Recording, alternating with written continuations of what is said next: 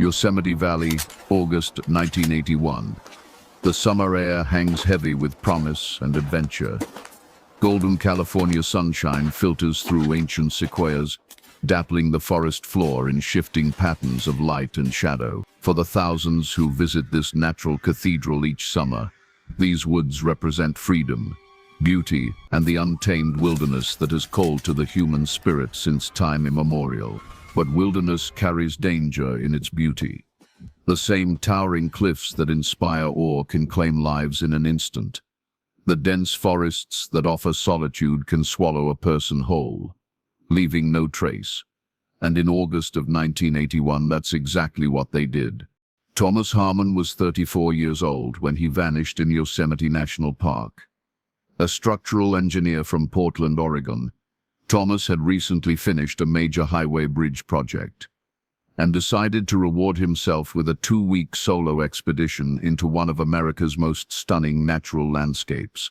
His plan was simple: spend 14 days hiking, photographing, and camping in the backcountry of Yosemite, returning with memories and images that would sustain him through the coming winter months.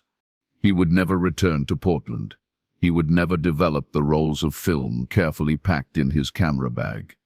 And for 14 years, no one would know what happened to him after he smiled at a park ranger, shouldered his backpack, and headed into the wilderness alone. This is the story of a man who vanished without a trace, the desperate search that followed, and the chilling discovery made nearly a decade and a half later that would raise more questions than it answered. This is the story of Thomas Harmon, the man who disappeared twice. The morning of August 17, 1981, dawned clear and warm in Yosemite Valley. Park records show the temperature reached 79 degrees by 10 a.m., with humidity at 42%, perfect hiking weather. Thomas Harmon arrived at the park entrance station at 8:37 a.m., driving a forest green 1979 Jeep Cherokee. He paid the entrance fee in cash, received a park map and camping regulations pamphlet, and proceeded to the Wilderness Center to obtain his backcountry permit. The ranger who issued Thomas his permit would later recall him as prepared and knowledgeable.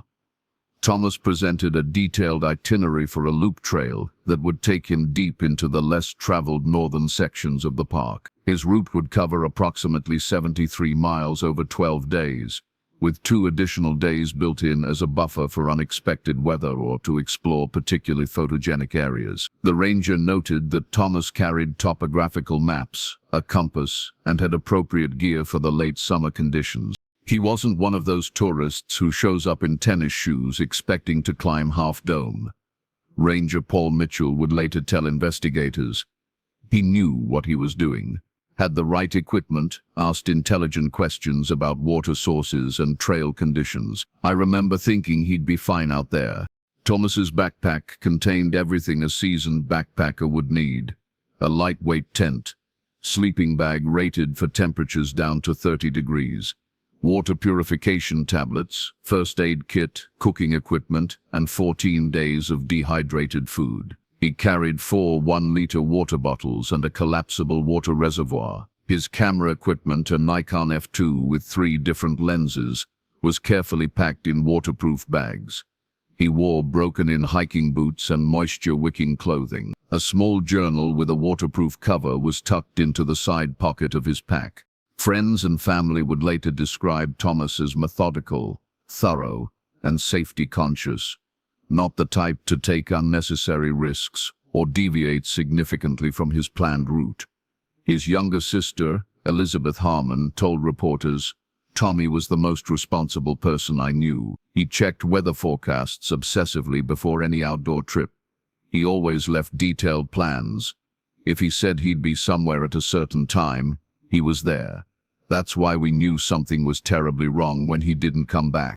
The last confirmed sighting of Thomas Harmon was at the Lukens Lake Trailhead parking area, where he left his Jeep at approximately 10:50. A family taking photographs nearby remembered seeing a man matching his description, adjusting his backpack straps before heading north on the trail. Their vacation snapshot, later provided to investigators, captured the edge of a figure that forensic analysts confirmed was Thomas, his face turned away from the camera, 1 foot already on the path that would lead him into oblivion. What happened after he stepped onto that trail remains one of Yosemite's most enduring mysteries. Thomas's itinerary called for him to make camp the first night near 10 Lakes, approximately 8.5 miles from the trailhead.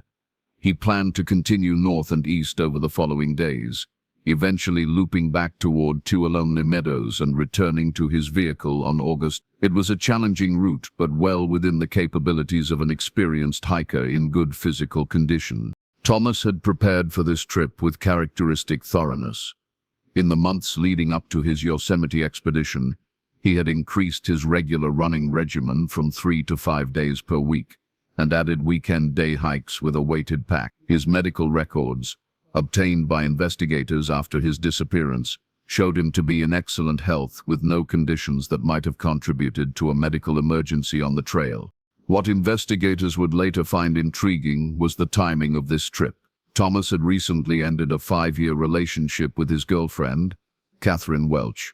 Friends described the breakup as amicable but noted that Thomas had seemed more withdrawn in the weeks that followed. His sister Elizabeth believed the Yosemite trip represented his way of processing the end of the relationship. He always went to nature when he needed to think or reset, she told police. After college graduation, he spent a month hiking in Olympic National Park. When our father died, he disappeared into Mount Hood for a week. It was just his way of dealing with things. Catherine Welch confirmed this assessment when interviewed. Thomas processed emotions through solitude and physical exertion, she said. He wasn't running away from anything. He was running toward clarity. This psychological profile would become important as investigators tried to determine whether Thomas's disappearance might have been intentional, a deliberate walking away from his life rather than a tragic accident, or something more sinister.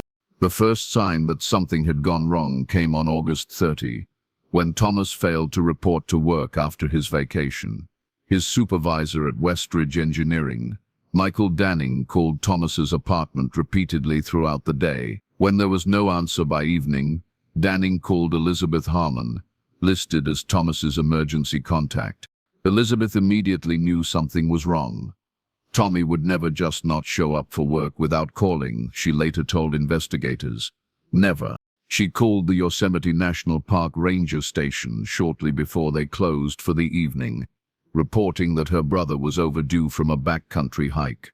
The ranger took down Thomas's information and the details of his planned route, explaining that hikers frequently stayed an extra day or two in the wilderness, and that there was no cause for immediate alarm. Come back tomorrow if you haven't heard from him, the ranger advised. We will start looking into it then. Elizabeth spent a sleepless night calling Thomas's friends and acquaintances, hoping someone had heard from him. By morning, when no one had any information about his whereabouts, she drove the 670 miles from her home in Seattle to Yosemite National Park, arriving just after midnight on September. At 8:00 a.m. she was waiting outside the ranger station when it opened. The search for Thomas Harmon officially began at 9:15 a.m. on September 1. Park rangers located his vehicle still parked at the Lukens Lake trailhead, appearing undisturbed. The parking permit on the dashboard was still valid. A jacket lay neatly folded on the passenger seat. The doors were locked, and there was no sign of forced entry. Rangers Gregory Nash and Donna Fitzgerald began hiking the trail Thomas had planned to take, moving at a brisk pace to cover as much ground as possible before nightfall. They carried photographs of Thomas and stopped to question every hiker they encountered. No one recalled seeing him. By evening, when Nash and Fitzgerald returned to the trailhead without any sign of Thomas, park officials decided to escalate the search. The following morning, September 2, a full-scale search and rescue operation was launched. The search team included 12 park rangers, 4 search and rescue dog teams, and 8 volunteers from the Yosemite Mountaineering Association. They focused initially on the first segment of Thomas's planned route, combing the area between the trailhead and 10 Lakes, where he should have made his first camp. Helicopter surveillance was added on the afternoon of September 2, when a California Highway Patrol helicopter equipped with infrared sensors swept the search area. The technology was still relatively new for search and rescue operations, and expectations were tempered accordingly. The helicopter detected several heat signatures, but all proved to be deer or other wildlife. By September 4, the search had expanded to cover the entire planned route and adjacent areas. Over 30 people were now involved, methodically gridding the terrain, calling Thomas's name, listening for any response. Search dogs picked up his scent at various points along the first few miles of trail, but lost it near a stream crossing approximately 4.3 miles from the trailhead. The dog's behavior suggested he had crossed the stream, said canine handler Janet Myers, but they couldn't pick up the trail on the other side. It was as if he'd vanished at that point. Investigators considered several possibilities. The stream, while not particularly deep or fast-moving in late August, had rocky banks that could have been slippery. Perhaps Thomas had fallen, hit his head, and been carried downstream. Dive teams checked deeper pools for nearly a mile downstream but found nothing. Another theory was that Thomas had left the marked trail at this point, either intentionally or after becoming disoriented. The terrain beyond the stream crossing became more rugged, with fewer distinct landmarks. A brief afternoon thunderstorm had passed through the area on August 17, the day Thomas began his hike. Visibility would have been limited during the storm, and it was possible he had taken a wrong turn in the rain. The most concerning possibility was that Thomas had encountered someone else on the trail, someone with malicious intent.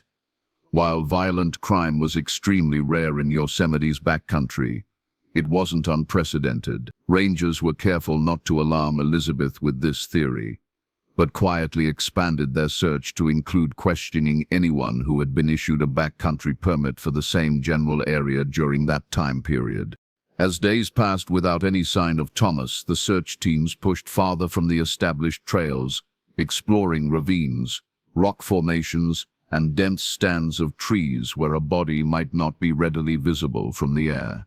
Debris from previous hikers was occasionally found: an old bandana, a rusted tin can, a rotting boot, but nothing that could be connected to Thomas. On September 8, nearly a week after the search began, rangers found the first potential clue: a single granola bar wrapper of the same brand Thomas had packed, approximately half a mile off-trail in an area of rocky outcroppings.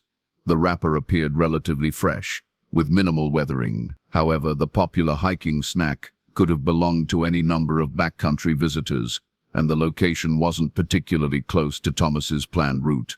The discovery prompted a concentrated search of the surrounding area, but no additional evidence was found.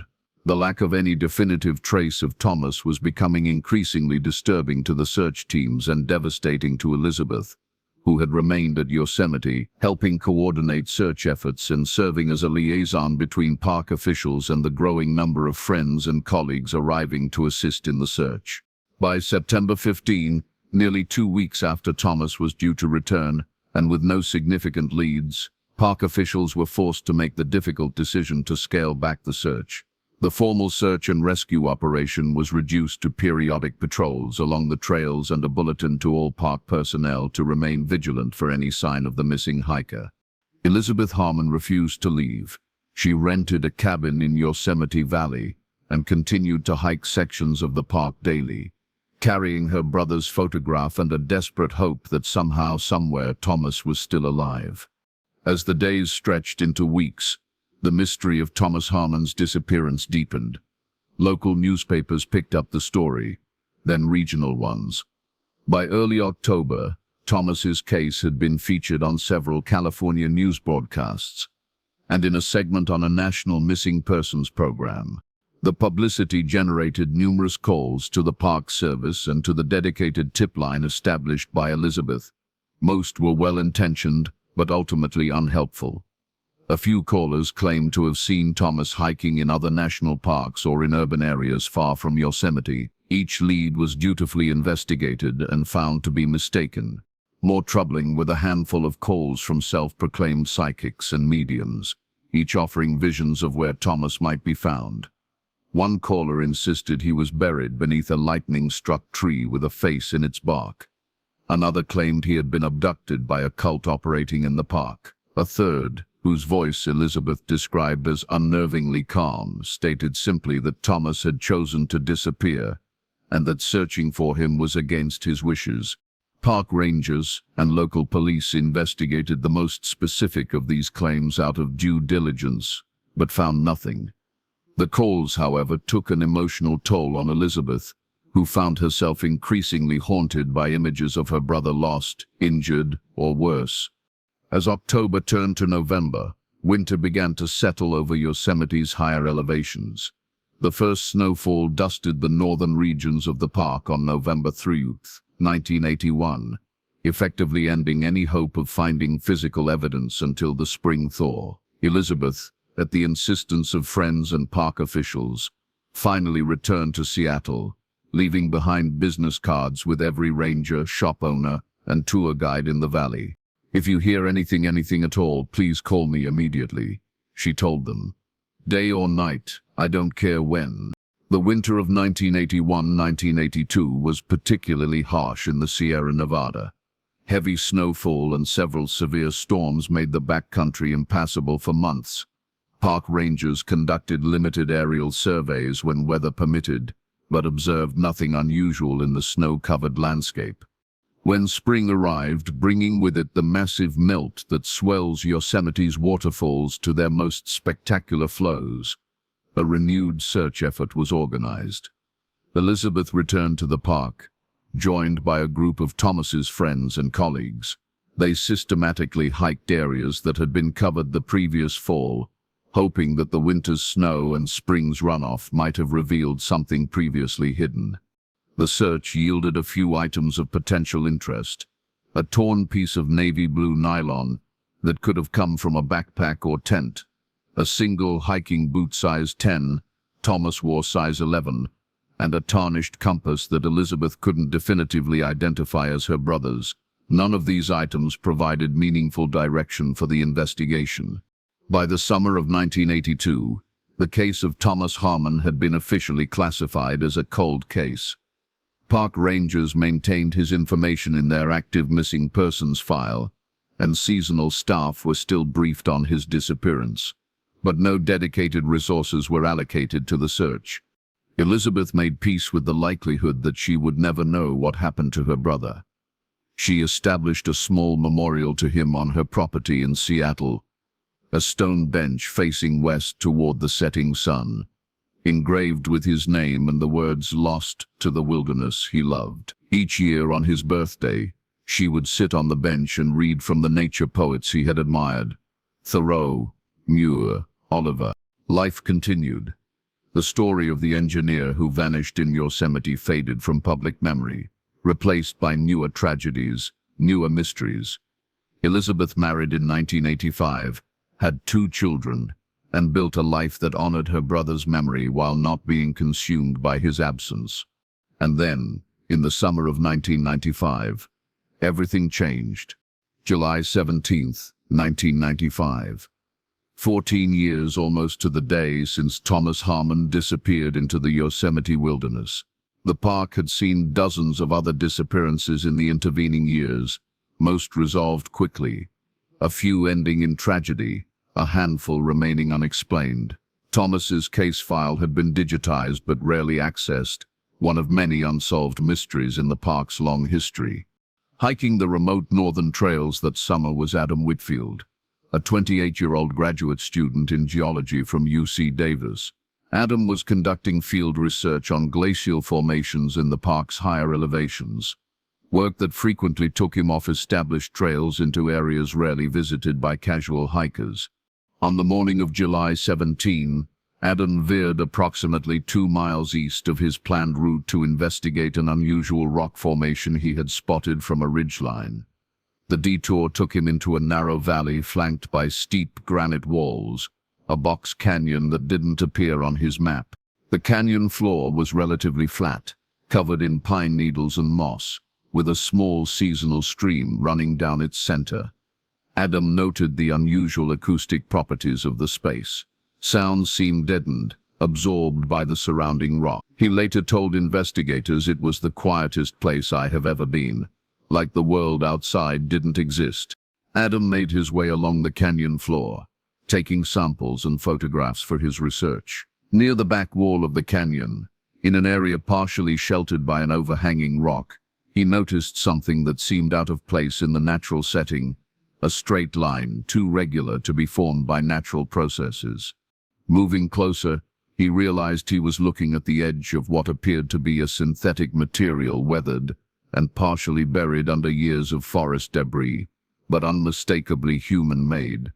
Using a small folding shovel from his pack, Adam carefully cleared away some of the pine needles and dirt. What he uncovered would reignite a 14-year-old mystery and raise disturbing new questions about what had happened to Thomas Harmon in the summer of... It was a campsite, or rather, what remained of one after nearly a decade and a half of exposure to the elements. The straight line Adam had noticed was the edge of a collapsed tent, its once bright blue fabric now faded to a ghostly gray, the synthetic material partially decomposed but still recognizable. Around it lay the scattered remnants of a campsite, a rusted camping stove, the aluminum frame of a backpack, a plastic water bottle cracked and brittle with age.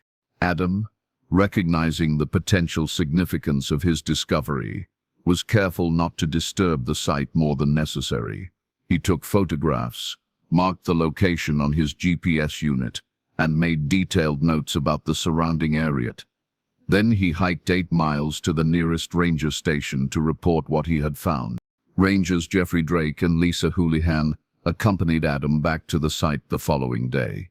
Their initial assessment confirmed his impression. This was a long-abandoned campsite, undisturbed for many years.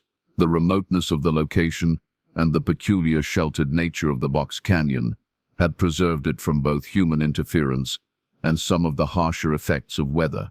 What they found as they carefully documented the site sent a chill through even the experienced rangers. Scattered around the collapsed tent were personal effects that had clearly belonged to the camper.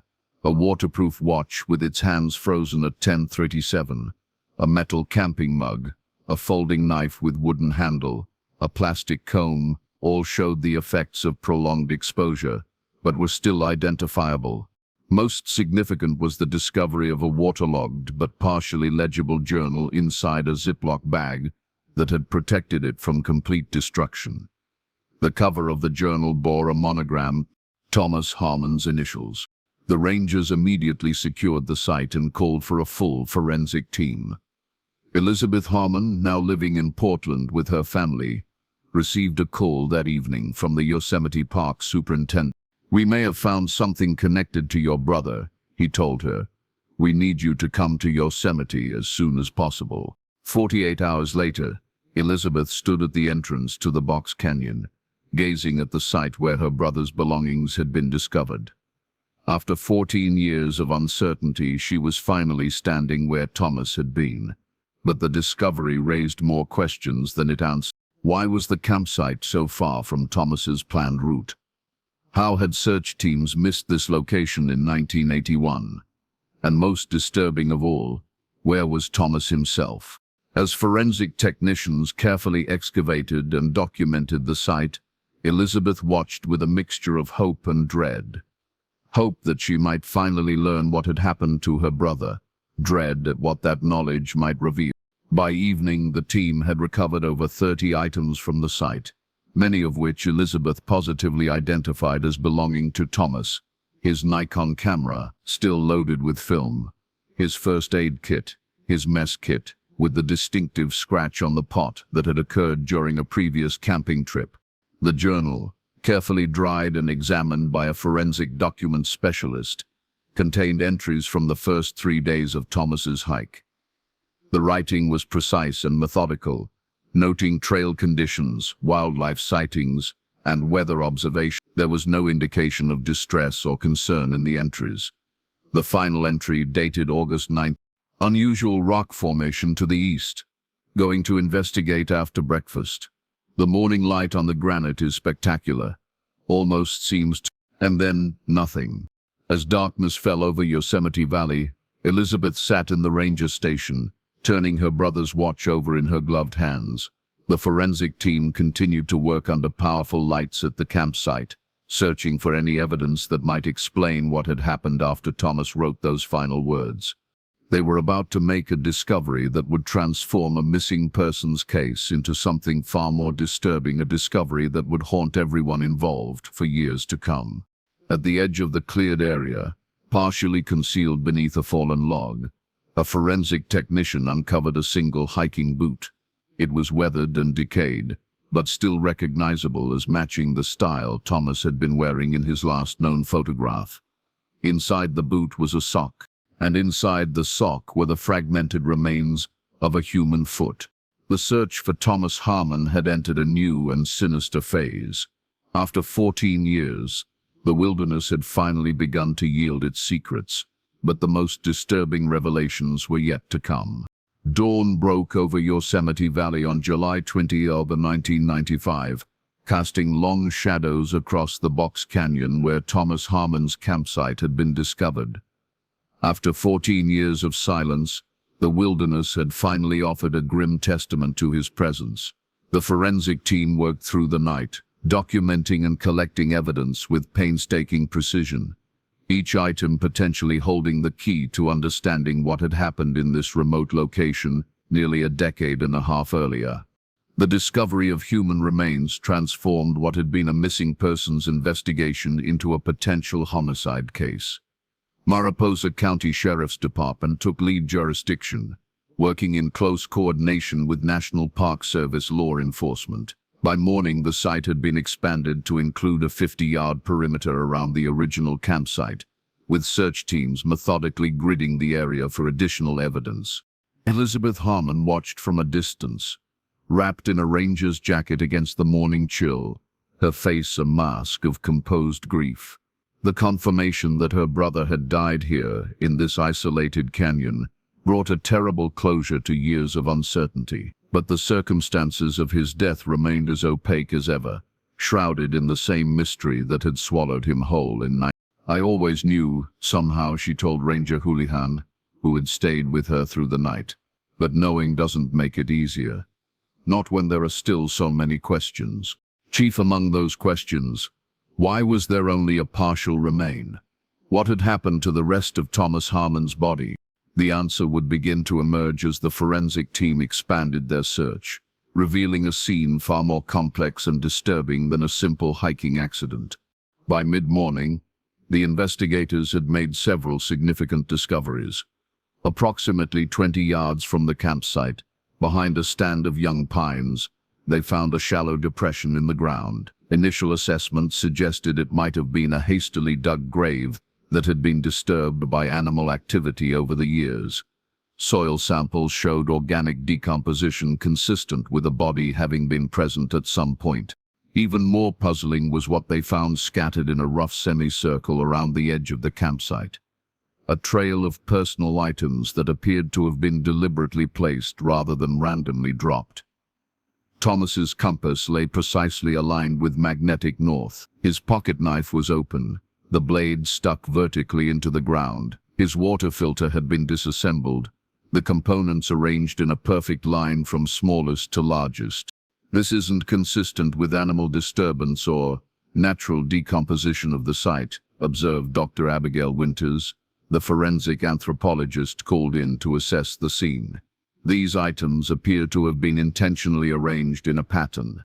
The most chilling discovery came just before noon. As the search perimeter expanded, a team member noticed something unusual in the bark of a large ponderosa pine.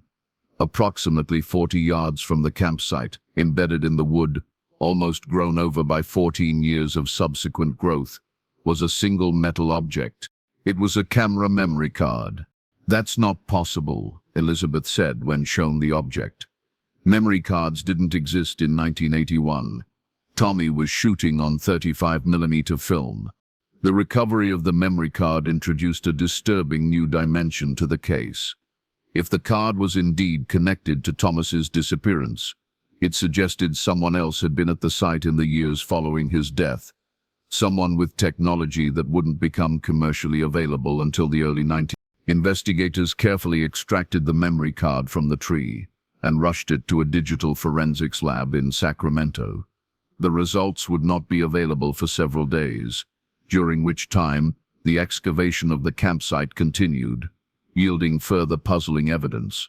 Thomas's journal, now fully dried and examined under laboratory conditions, revealed something the initial field assessment had missed. While the majority of the entries were written in Thomas's neat architectural printing, the final incomplete entry showed subtle differences in handwriting analysis.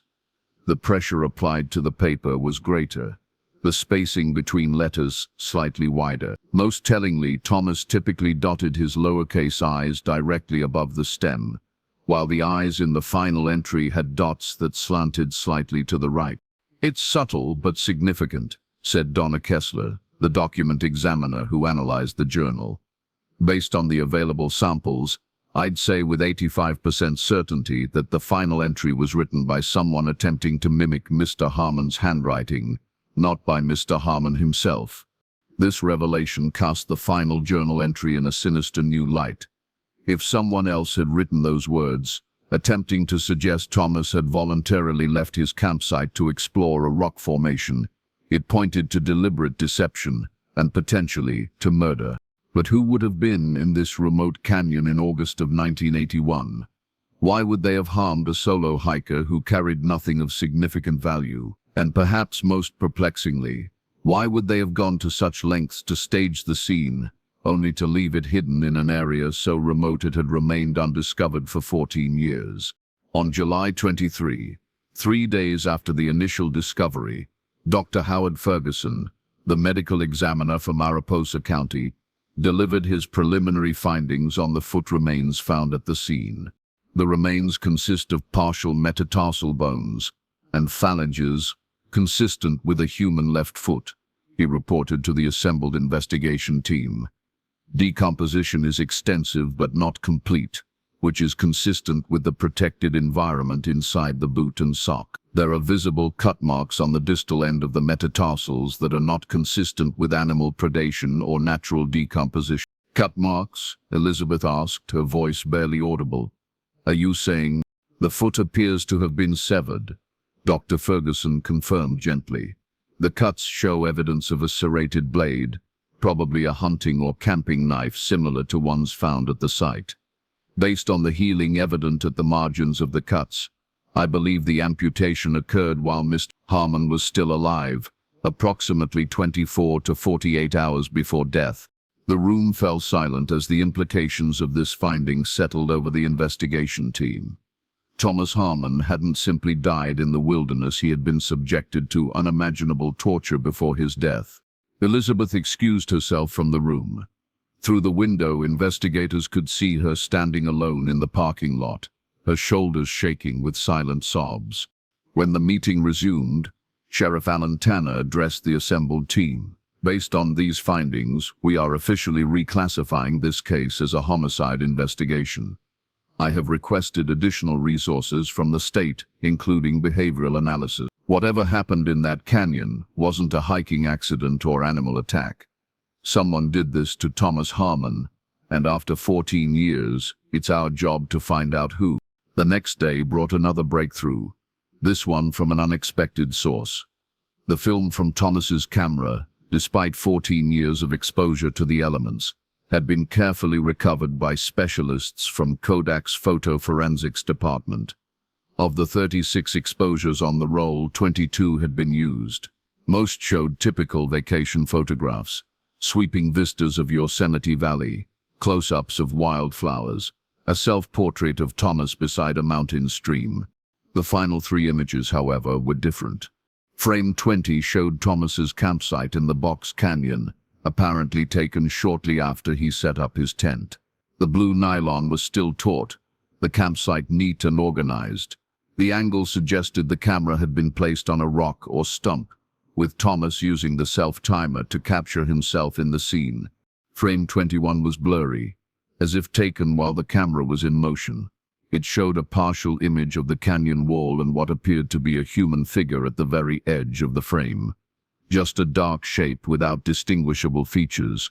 Frame 22, the final exposure, was the most disturbing. Taken at night with a flash, it showed the interior of Thomas's tent. The image was grainy and partially deteriorated, but clearly visible was Thomas himself, lying on his sleeping bag. His eyes were open, staring directly at the camera with an expression of unmistakable terror. His hands appeared to be bound in front of him with what looked like electrical cord. Most chilling of all was the shadow visible at the bottom of the frame, the distinct silhouette of someone else holding the camera, looming over Thomas as they documented his captivity. He wasn't alone, Elizabeth whispered when shown the photographs. Someone was there with him. Someone took these pictures. The photographs provided the first concrete evidence that Thomas had been the victim of foul play rather than a wilderness accident. They also established a timeline. Thomas had successfully set up camp in the Box Canyon and spent at least one night there before being attacked. But they raised as many questions as they answered. Who had taken that final photograph? Why document the crime? And why had the attacker left the camera with its incriminating evidence at the scene? The investigation expanded rapidly following these discoveries.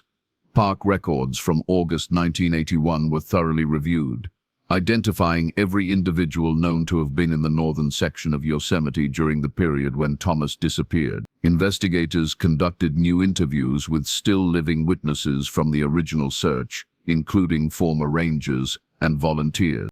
One name that emerged from this review process was James Wendell, a seasonal backcountry ranger who had worked at Yosemite during the summers of 1980 through. Wendell had been part of the original search team and had, according to records, been assigned to check trails in the general vicinity of where Thomas's campsite was eventually found. When investigators attempted to locate Wendell for a follow-up interview, they discovered he had died in a house fire in Idaho in 1989. The fire had been ruled accidental at the time, the result of faulty wiring in the remote cabin where Wendell had been living alone. Further background investigation into Wendell revealed several concerning details. He had been dismissed from a previous position at Glacier National Park after complaints about his unsettling behavior toward female hikers. During his time at Yosemite, he had received 2 reprimands for unauthorized absences from assigned patrol areas. Most significantly, a search of digitized records uncovered a complaint filed by a female hiker in July 1981, just weeks before Thomas's disappearance, alleging that Wendell had followed her for several miles on a remote trail, photographing her without permission. The complaint had been investigated at the time, but with the hiker unable to provide concrete evidence beyond her word against Wendell's, no formal action had been taken. "We need to look deeper into Wendell," Sheriff Tanner told his team. "Pull everything you can find: employment records, personal history, known associates, and let's see if we can track down anyone who knew him personally during his time at Yosemite." This line of investigation led to Diane Mercer, who had worked alongside Wendell as a trail maintenance supervisor in 1981. Now living in Colorado, Mercer spoke with investigators by telephone, her voice tense with old memory. Jim was intense, she recalled, kept to himself mostly. Very knowledgeable about the backcountry, he could navigate anywhere without a map or compass, knew every canyon and crevice in the northern section. But there was something off about him, the way he'd watch people, especially when they didn't know they were being observed. When asked if Wendell had ever mentioned Thomas Harmon or the search effort, Mercer's response was particularly telling. Actually, yes. When the search was organized, Jim volunteered immediately for the northern section. Said he'd been hiking there just days before and knew the area better than anyone. But here's the thing that struck me as odd. After a few days, when they were scaling back the search, Jim seemed almost relieved. I remember him saying something like, "Some people don't want to be found." The way he said it sent chills down my spine. The investigation into Wendell continued, hampered by the passage of time and the destruction of many potential evidence sources in the fire that claimed his life. But a breakthrough came from an unexpected direction: the memory card found embedded in the tree near Thomas's campsite. Digital forensic specialists had worked painstakingly to recover data from the damaged card. On July 28, the card contained 43 image files and a single text document. The images were a mixture of nature photography, similar in composition to Thomas's own work, and more disturbing content. Surreptitiously taken photographs of hikers on remote trails, close-up images of dead animals arranged in unnatural poses, and most disturbingly, a series of photographs documenting Thomas Harmon's ordeal in the Box Canyon. These digital images overlapped with but extended beyond the sequence captured on Thomas's film. They showed the progression of his captivity over what appeared to be several days. In the later images, Thomas was visibly emaciated, his face contorted with pain or fear. The text file was titled simply Confession. It contained a rambling first-person account of Thomas's abduction, torture, and eventual death. The writer described in clinical detail how he had stalked Thomas for the first day and a half of his hike, learning his routines before approaching him under the guise of being a lost hiker, needing assistance. He was so eager to help, the text read. So trusting. They all are at first. They don't understand that the wilderness doesn't care about human kindness. Out here, there's only predator and prey. The account described leading Thomas off his planned route, suggesting a spectacular hidden waterfall that could only be reached by leaving the marked trail. Once in the Box Canyon, the writer had incapacitated Thomas with a blow to the head, then bound him in his own tent. What followed was a detailed chronicle of escalating torture over a period of 7 days. The writer described it as an experiment in human endurance, and repeatedly referred to himself as a scientist of suffering. The final paragraphs were the most disturbing. Day 7. Subject expired at approximately 3:15 a.m. Heart failure, presumably, though blood loss was substantial by this point. Disappointing. I had hoped for at least 10 days based on his physical condition. We'll need to adjust methods for future subjects. I'm leaving this record as a monument to Thomas Harmon. He endured more than most. His resilience was admirable. In my own way, I have made him immortal. 14 years from now, when I return to this spot on the anniversary of his death, I will remember every moment we shared. Until then, I will carry his essence with me in my collection. Each piece preserves the memory. The document was dated August 26, 1981, the day Thomas Harmon was originally scheduled to be midway through his hiking trip. The memory card, investigators now realized, had not been left in 1981. It had been placed there much more recently, possibly just days or weeks before Adam Whitfield stumbled upon the campsite. The confession specifically mentioned a 14-year return to the site, suggesting the killer had revisited the canyon in 1995, leaving this digital breadcrumb as a macabre commemoration. He's still out there, Elizabeth whispered when told of the discovery. All these years later, he's still out there.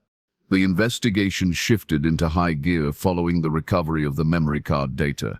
The FBI became formally involved, bringing behavioral analysts and digital forensics experts to bear on the case.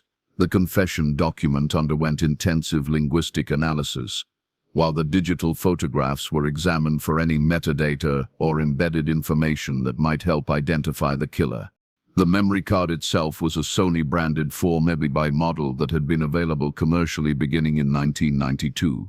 Investigators contacted Sony's corporate security division, obtaining manufacturing and distribution records for this specific model. The serial number was partially readable, narrowing the purchase window to between March and November of 1994. But the distribution had been nationwide, making it impossible to trace to a specific buyer. The text document had been created using WordPerfect 6.0. The writing style suggested someone with at least some higher education, possibly with a background in science or medicine based on the clinical terminology used to describe Thomas's injuries. Behavioral analysts developed a profile of the killer, male, likely in his 30s or early 40s at the time of Thomas's murder in 1981, putting him in his late 40s or early 50s by 1995. Intelligent, methodical, and patient.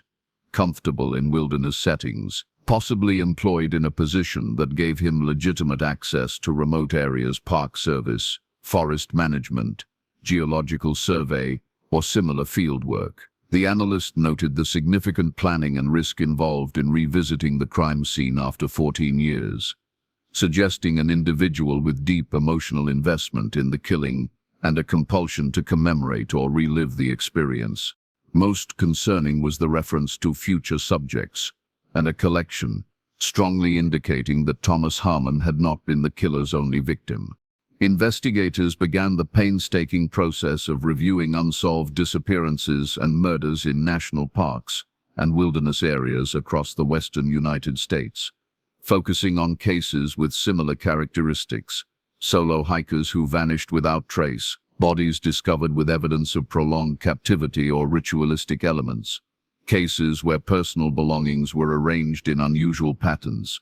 By early August 1995, they had identified 11 cases between 1979 and 1994 that shared significant overlapping characteristics with Thomas Harmon's murder. The cases stretched from Olympic National Park in Washington to Canyonlands in Utah, creating a rougher geographical pattern centered on the Sierra Nevada range, but extending across multiple states.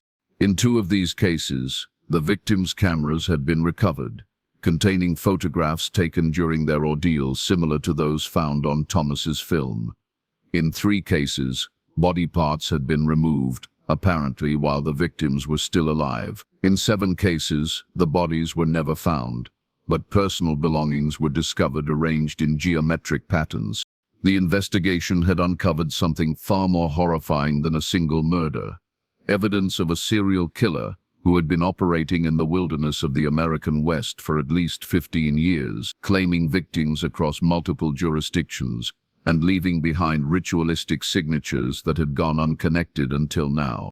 The killer was dubbed the Trailhead Predator by the investigative team, though this name was carefully kept from the press to prevent panic among park visitors and to deny the killer the notoriety he apparently craved.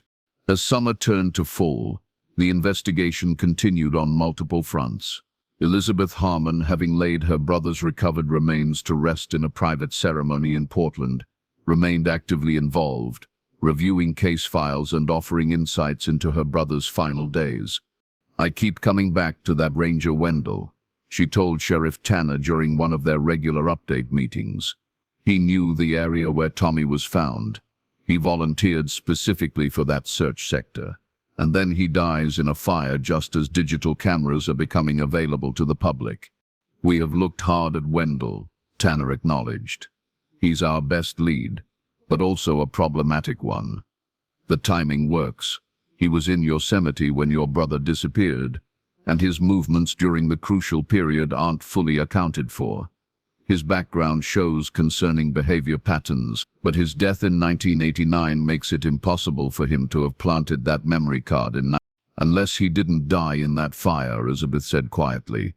It was a theory the investigation team had considered but found little evidence to support. The Idaho authorities had positively identified the body found in Wendell's burned cabin as Wendell himself, though the identification had been made primarily through dental records, rather than more sophisticated methods like DNA analysis, which wasn't widely available for such purposes.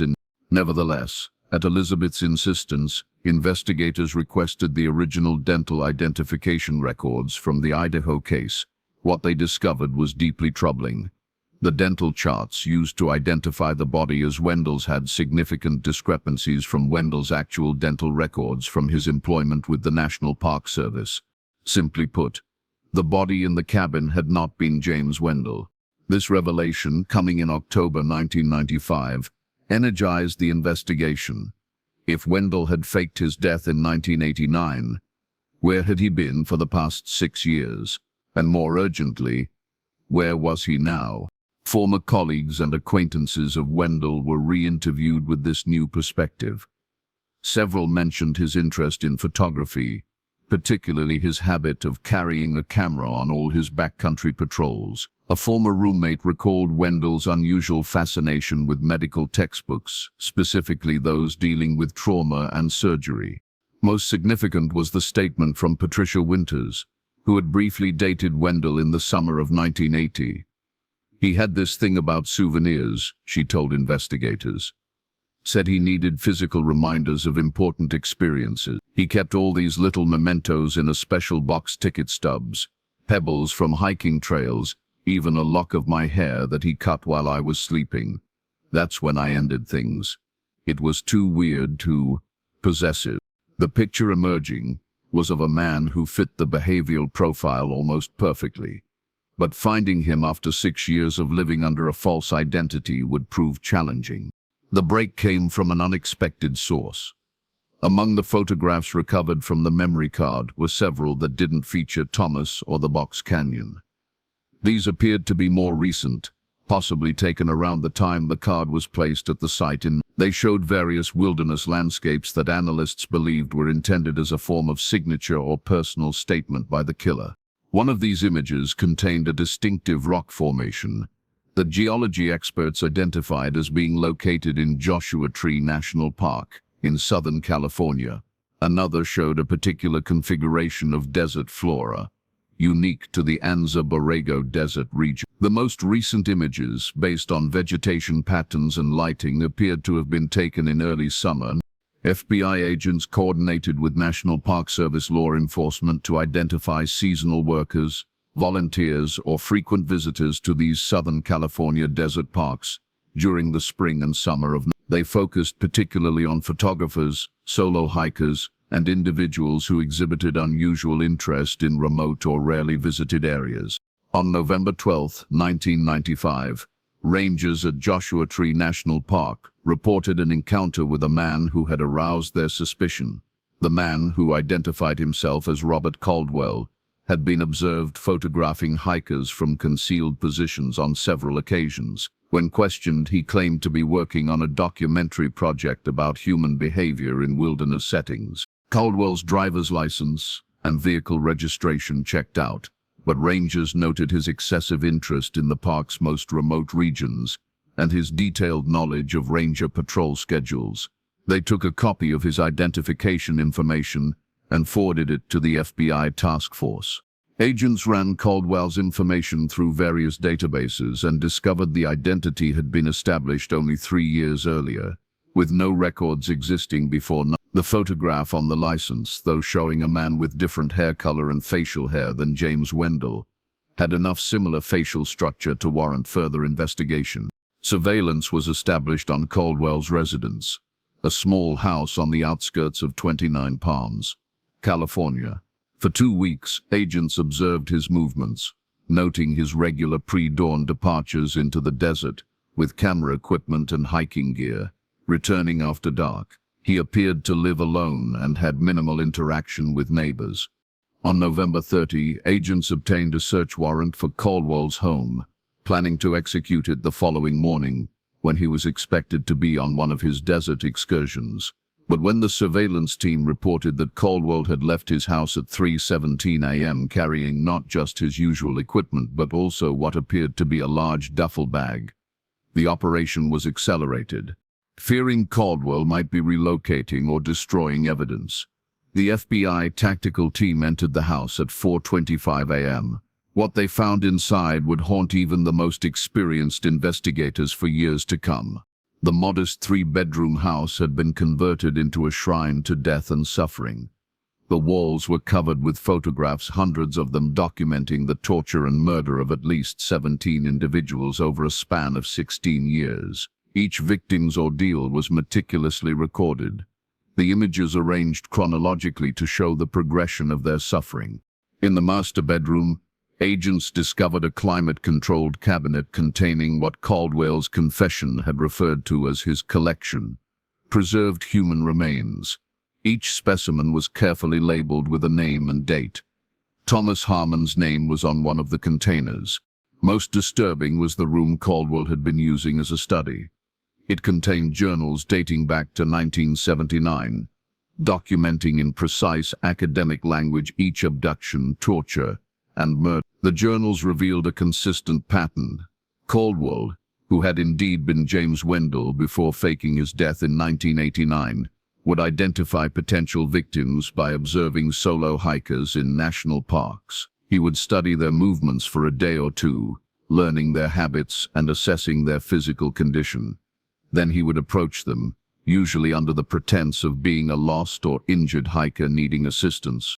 Once he had gained their trust, he would lead them to remote locations he had previously scouted, always places unlikely to be stumbled upon by other hikers. What followed was a carefully planned process of psychological and physical torture that Wendell Caldwell documented obsessively, both in photographs and written notes.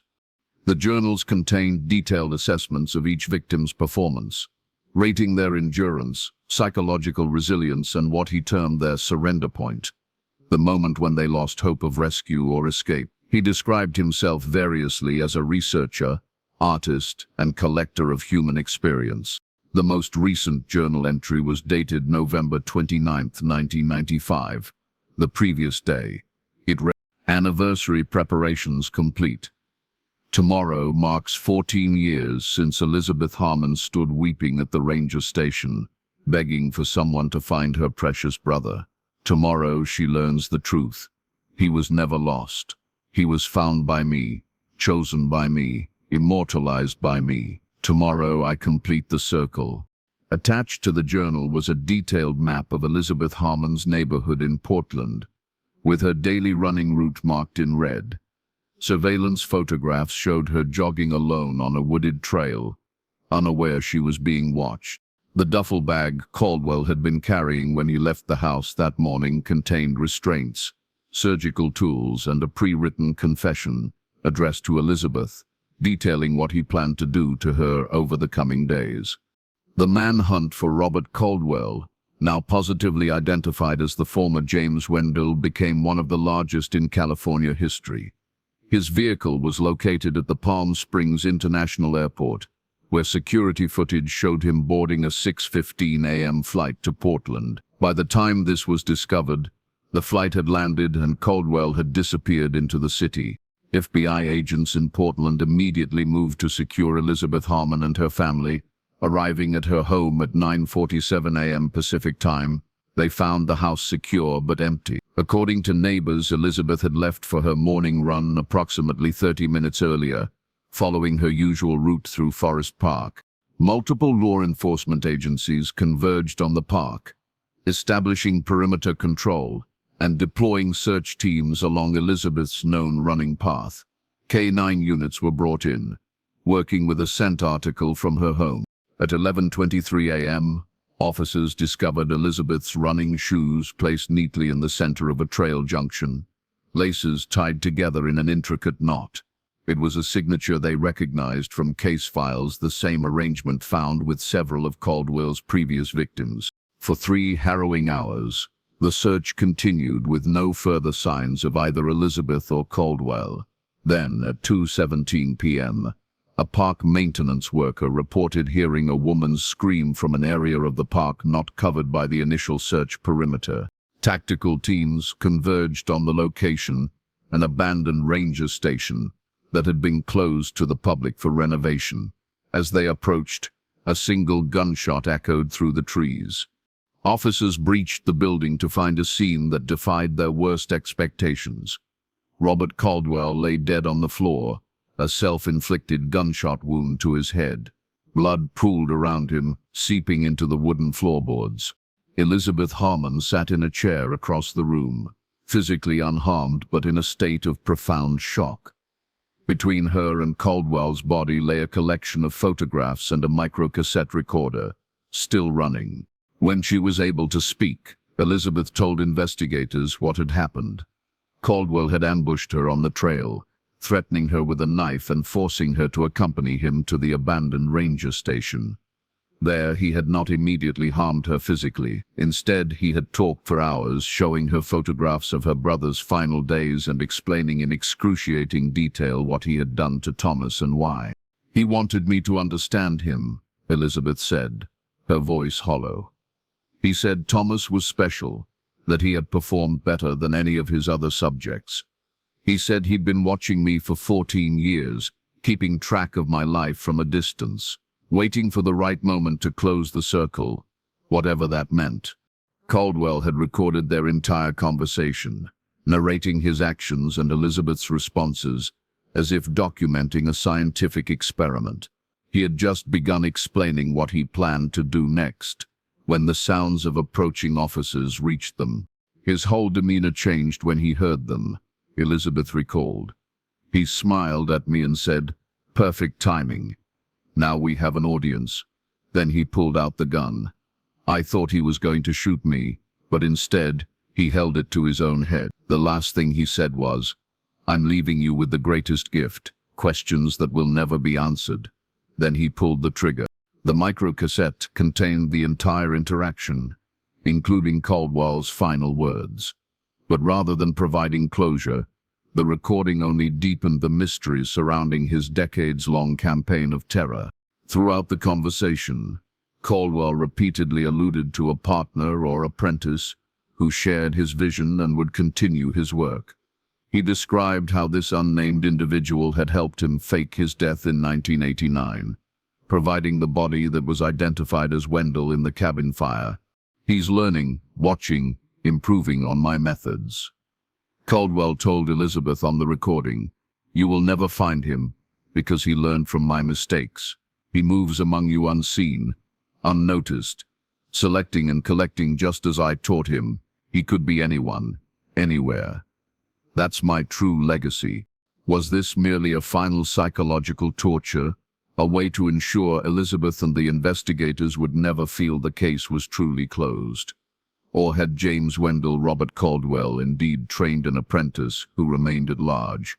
In the months that followed, investigators meticulously examined every aspect of Caldwell's life, searching for any evidence of an accomplice. They found numerous digital storage devices in his home containing thousands of images, many showing locations where no victims had yet been discovered. Were these potential future sites, or places where unknown victims still lay hidden? The journals contained occasional references to someone Caldwell called the student or the observer, but never by name. Phone records showed calls to burner phones that could not be traced. Financial records revealed cash withdrawals that couldn't be accounted for in Caldwell's known expenses. Most disturbing was a passage in one of the later journals, dated June. "He shows such promise, such natural instinct for the work. His first solo collection was executed flawlessly, no evidence, no witnesses, no connections to establish pattern. He's becoming an artist in his own right, though he still defers to my experience. One day, perhaps soon, he will no longer need my guidance. On that day, I will face the same choice I offered my own mentor: become his final subject or disappear completely." The investigation into the trailhead predator officially remains open today. The 17 confirmed victims have been identified and their remains returned to their families for proper burial. Thomas Harmon's memory is honored by a foundation Elizabeth established to improve search and rescue capabilities in national parks. But the questions Caldwell promised would never be answered continue to haunt all those involved in the case. Was there truly an apprentice who escaped justice? Is he still out there, hunting in remote wilderness areas, collecting human experiences as his mentor taught him? Elizabeth Harmon has moved away from Portland, changing her name and establishing a new life in an undisclosed location. She no longer runs on wooded trails. She no longer hikes in national parks. She no longer answers questions about her brother or the man who took him from her. But every year on the anniversary of Thomas's disappearance, rangers at Yosemite National Park find a single hiking boot placed at the trailhead where he began his final journey. Inside the boot is a sealed letter addressed to the student, its contents known only to the FBI agents who intercept it before it can reach its intended recipient. They continue to watch and wait, knowing that somewhere, someone else might be watching too. Someone who learned from a master how to hunt humans in the wilderness, how to make them disappear, and how to keep their secrets hidden for decades. In the vastness of America's national parks, among the millions of acres of untamed wilderness, the perfect hunting ground remains open. And somewhere within it, the questions that will never be answered continue to echo through the trees. Thomas Harmon disappeared in Yosemite National Park in 1981. 14 years later, his campsite was found. But the full truth of what happened there may never be known.